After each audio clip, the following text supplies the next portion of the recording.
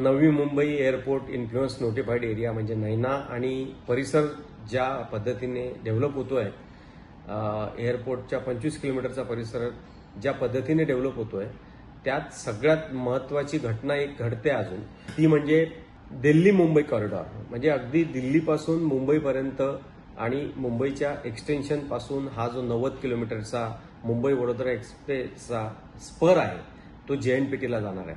परंतु याचं काम जवळपास पनवेल तालुक्यामध्ये 80 ते 90% प्रत्यक्ष साईटवर झालेलं दिसतंय आणि याचा एंड जो होतो तो मोरबे सर्कलला होतो आणि मोरबे सर्कल नंतर एअरपोर्टपर्यंत दिल्ली मुंबई कॉरिडॉरला तो जोडण्यात आलेला आहे.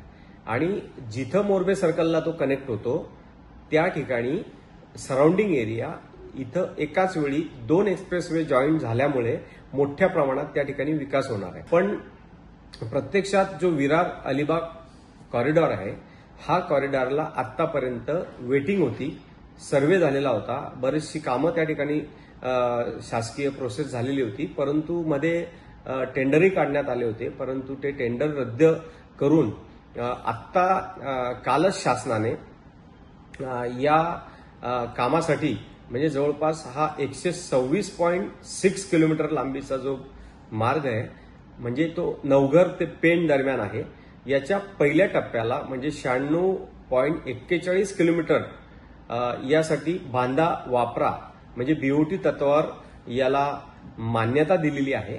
आणि म्हणून सर्वप्रथम मी मुख्यमंत्री देवेंद्र फडणवीस साहेब, एकनाथ शिंदे साहेब आणि अजित पवार साहेब यांचे खूप अभिनंदन करतो आणि आभार मानतो. कारण पनवेल परिसर याच्यामुळे खूप विकासाच्या मोठ्या टप्प्यामध्ये येणार आहे.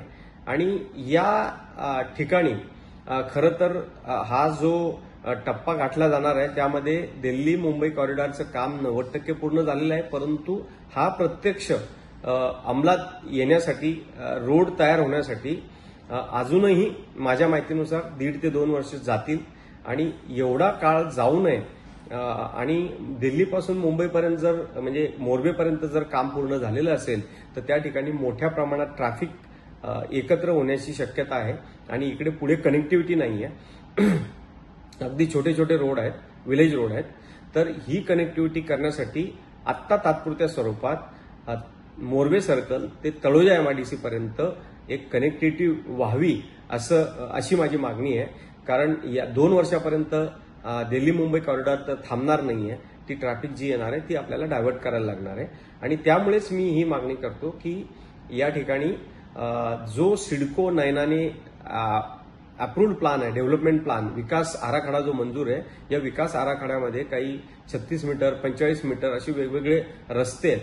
हे रस्तेच्या माध्यमातून जर विकास झाला किंवा हा पर्टिक्युलर रस्ता जो आहे हा साधारणतः एक 6 ते 8 किलोमीटरच्या दरम्यानचा आहे, हा जर तळोजा MIDCला जोडला तर याचं कनेक्शन तात्काळ होणार आहे. त्यामुळे शासनाकडे मी मागणी करतो की हे कनेक्शन त्यांनी हा कॉरिडॉर होईपर्यंत तात्काळ करावं, म्हणजे इथं ट्रॅफिकची समस्या निर्माण होणार नाही. आणि मल्टी मॉडेल कॉरिडॉरचे सर्व्हिस रोड सुद्धा आधीच लवकरात लवकर टॉप प्रायोरिटीने डेव्हलप करावे, म्हणजे कनेक्टिव्हिटी मोठ्या प्रमाणात वाढेल. ही खरी माझी मागणी आहे. लेटेस्ट अपडेट्स और ताजा तरीन खबरों के लिए TV1 इंडिया लाइव को सब्सक्राइब कीजिए और नोटिफिकेशन पाने के लिए बेल आइकॉन को दबाना मत भूलिए.